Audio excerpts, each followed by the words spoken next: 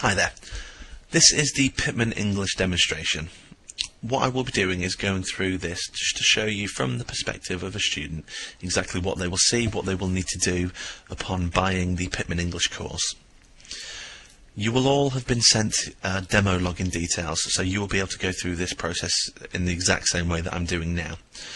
If you haven't received these, please do let customer support know, and they will be able to reissue you with them. So from this perspective, it's from the students, and it's the first time that they've logged onto their Pitman English course. What it's asking them to personalise the training. That's the whole point of the Pitman English. It's making it so the students will actually be learning about topics that they're interested in, they're engaged, they have a desire to do these kind of topics as well. The first thing that they need to do is, again, personalise the course. So first it will ask you for the proficiency level. This is just a simple selection. It's what the student thinks that the level they're currently at. Their goals, why are they doing the training, and then their interests, so we can kind of bespoke the topics around them. So all they need to do is click on Let's Go. Again, the proficiency level. What the students are able to do is take an external test which will again gauge their current level. So if they've done this, absolutely fantastic. We do give reference to it in documentation, so please do look on the Pitman campus franchise view under Pitman English, and you'll be able to locate this test that I would advise all prospects or students do before they actually purchase the course, so we know which level they're at. Based on that selection, we can then select that level. If you click on each option, it will give you a brief description as to what that level really consists of.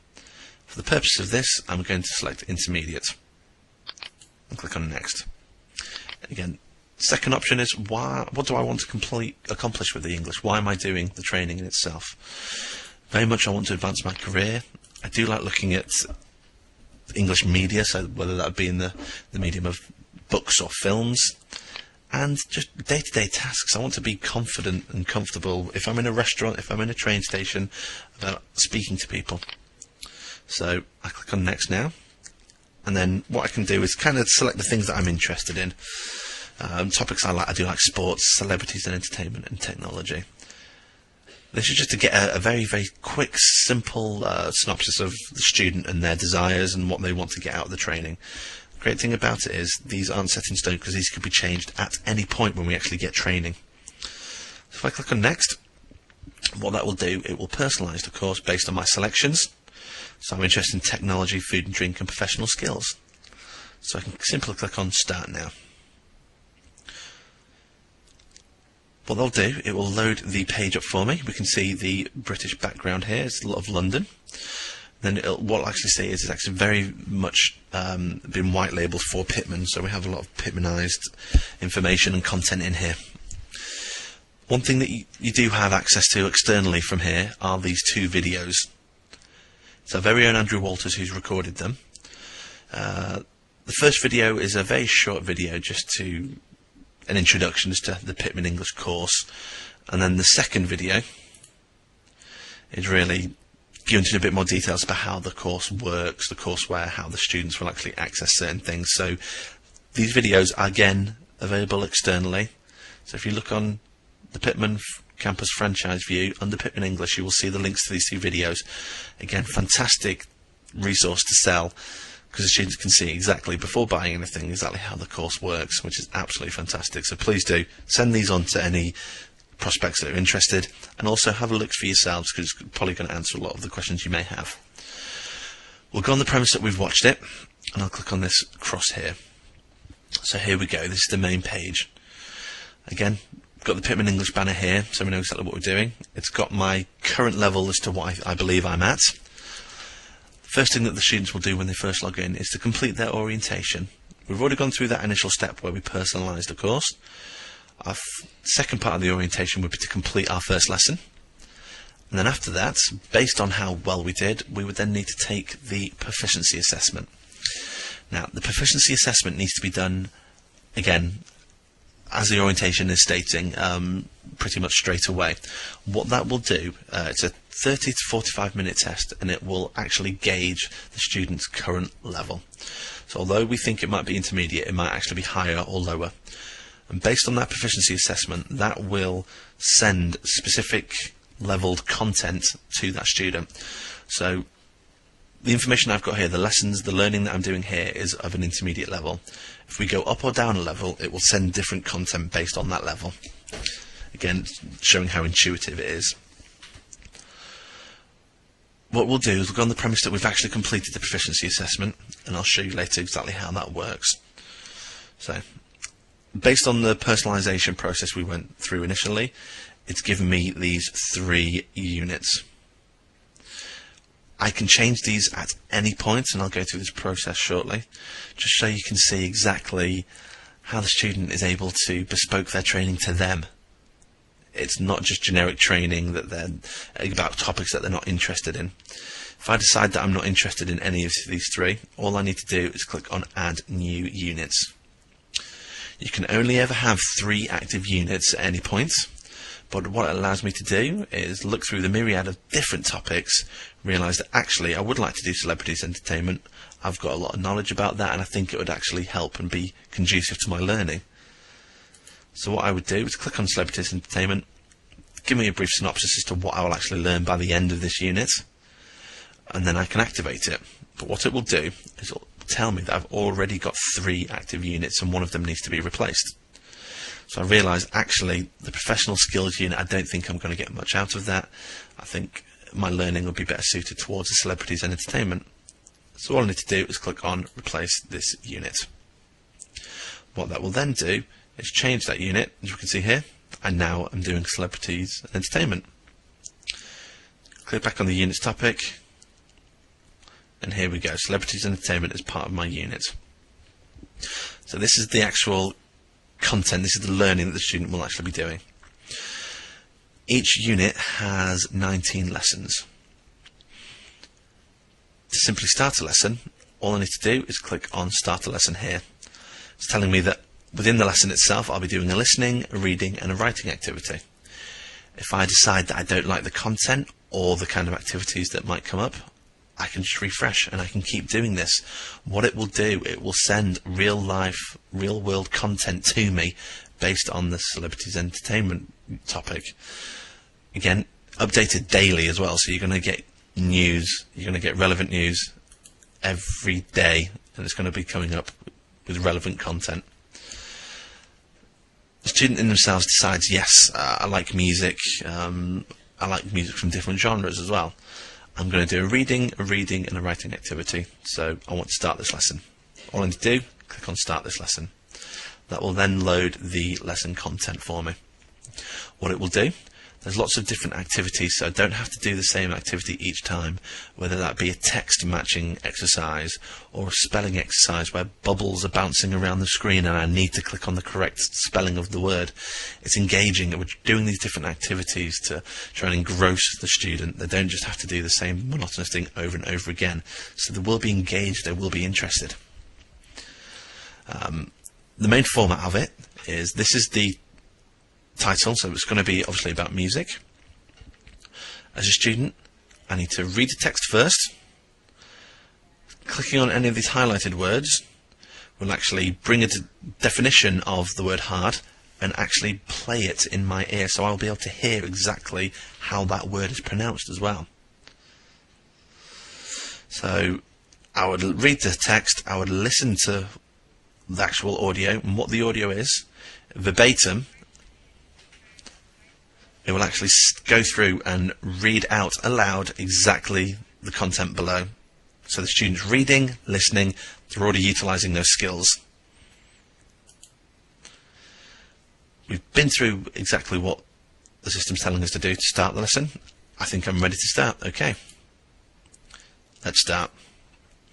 So, this reading activity is asking me to read the question, which is here, and I need to choose the correct answer based on obviously the content on the left here. So, why is it hard for Rosie to describe the music she likes? Based on that, it's always been hard for me to describe the kind of music I like. My taste in music comes from a lot of different genres. Looking at the options here, I would say that that's the correct answer. Tell me that that is the case. The next question, what is not a genre of music? Based on this, If I select an answer and it tells me that it's right, it will come up with a tick. If I select the wrong answer, it will actually come up with a red cross, and it'll tell me to say that no, that is the incorrect answer. What it will then allow me to do is select another answer. If I get the answer wrong again, it will then move on to the next question. It's not a case of telling the student they're wrong. It's all about helping them learn and helping them get that knowledge that they need for the grammar, for the punctuality. It's not a case of trying to trip them up. So as we can see, it tells me that's the wrong answer, and then goes on to the next one. If I just go through, we've already completed that reading activity. It tells me that I've got 75%, and I can click on next. It will then go on to the next reading activity. Again, making it a little bit different. It's a completely different activity. It's not me having to select the right answer necessarily. This is a drag and drop exercise. So fill in the blank. My blank in music. So obviously based on what we've read previously, I can have a look here. If I select the wrong answer, it will tell me. If I select the right answer, it'll actually highlight there, and what it will do is it'll actually say the words, so I know I can read it, I know in what context it should apply, but it's also saying it to me as well, so I know exactly how it's pronounced as well. So I'm learning 3 things actually in one.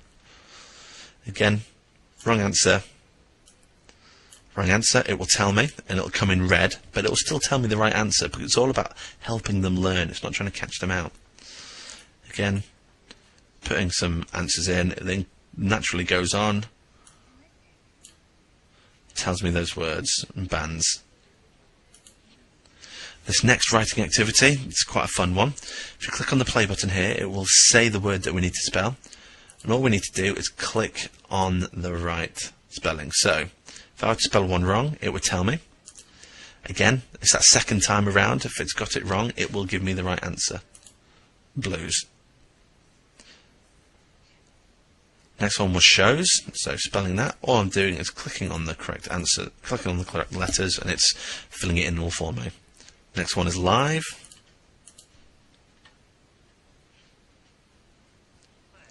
And then play.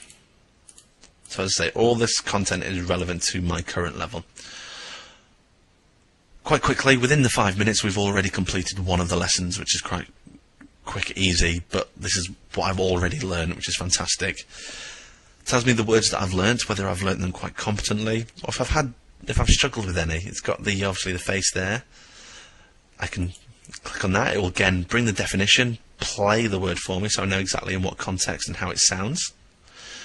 Great thing about the words learnt is that these will actually go into something that's called the word bank, which I'll show you shortly.